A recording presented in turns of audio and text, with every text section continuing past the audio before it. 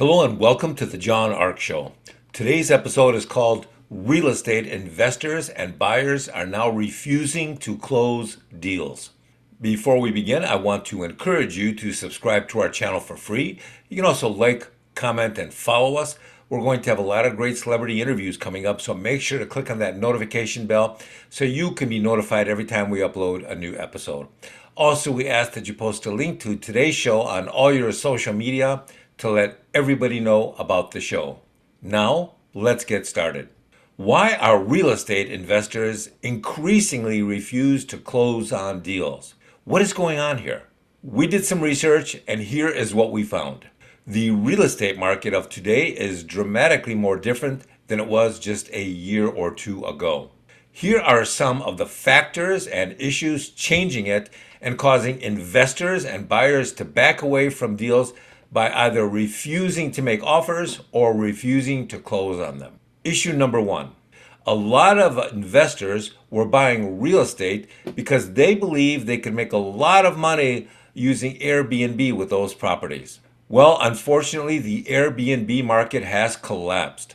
Many cities are now prohibiting Airbnb in the real estate because the surrounding neighbors and residents don't want the noise and the traffic and all the other issues that comes with having Airbnbs on your street. It's just too much aggravation for the neighbors. The next issue is that the interest rates have skyrocketed and made the acquisition of real estate unaffordable for a lot of people, a majority of people. Next, we have the exploding costs of home insurance. A lot of people think that the cost of home insurance is just skyrocketing in Florida or California, but that's not the case. Real estate insurance is skyrocketing across the country, and it's getting worse. The higher the insurance costs become, the more unaffordable the deal becomes. Next, we're finding out that as home values decline in some areas, then the cities are looking for new ways to tax and regulate the owners. That may be with new property taxes, it may be with fines and fees, all sorts of nonsense. Next, we're seeing that utility costs in many places are also exploding. This is especially the case for people who made the mistake of buying an EV, and then they also bought an electric charger and put it in their garage so that they could charge their vehicles overnight. But guess what? A lot of these batteries are bursting into flames while the car is being charged at night, and it's catching the garage and the house on fire. Now, what about multi-unit properties? Are those selling faster or slower now? And what kind of condition are they in?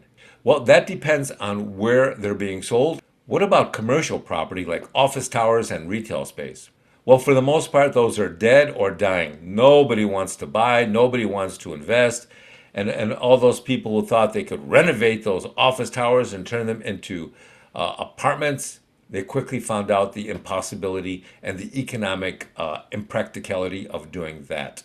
Now, if you own a large mall, then that's more challenging than ever to sell, especially if most of the tenants have stopped paying rent or have just left.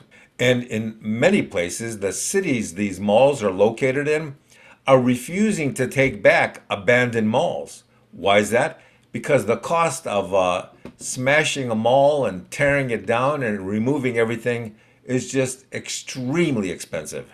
So while all of this is going on, the prices of many properties continues to drop. And that in and of itself is another huge reason for people not making offers. Nobody wants to buy real estate that has a price point that is falling, that's tumbling. It's in free fall in a lot of areas. They would rather just step back and let the price continue to drop until it's low enough for them to be able to afford. So where do we predict all of this will lead to? Well, we don't give investment advice, but most experts believe the price of real estate is going to continue to drop for the foreseeable future. And in a lot of places, the price drops will be severe. Are there people out there who are still making money in the real estate market? Some are, but they have the ability to either spot and exploit hidden value that the current owners have not seen, or they have the ability to add value in some unique way that the current owners are not familiar with. Or maybe they're just not interested in doing all that work. And then once they add that value, the price of their property either stops going down or it begins to climb. Either way, adding value can be a real moneymaker for a small percentage of people. But those are people who have the skills and the know-how and the experience to do just that. And in a lot of towns, what's happening is that the real estate property is just so difficult to sell or to make money with that they're simply turning it over to the banks and walking away. So what are those banks doing with it? Well, they're turning it over to hedge funds who will hang on to it until the market resets and climbs back to where it was. That's operating under the assumption that it will return to the previous high mark. Thank you for watching. I want to encourage you to subscribe to our channel for free. You can also like, comment, and follow us. We're going to have a lot of great celebrity interviews coming up, so make sure you click on that notification bell so you can be notified every time we upload a new episode. Also, we ask that you post a link to today's show on all your social media to help spread the word. Thank you, and we shall talk to you soon. Bye-bye.